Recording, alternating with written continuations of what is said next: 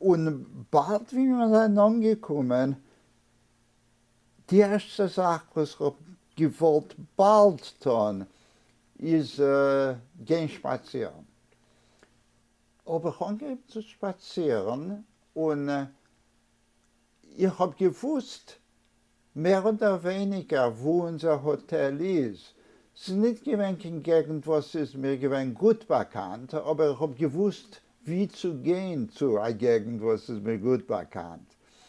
Ich in 3 Minuten herum bin ich gewesen in einer Gegend, wo es ist mir gut bekannt. Und habe ich, das ist gewesen eine unglaubliche Überlebung von mir, weil alles ist gewesen bekannt. Und in einem gewissen Moment habe ich aufgehört zu gehen auf Gassen und ich habe angegeben, durchzuschneiden über Häufen.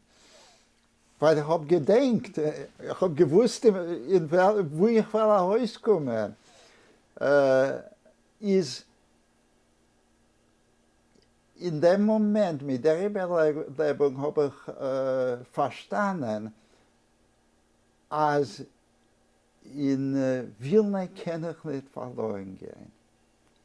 Ich kenne die Stadt zu gut.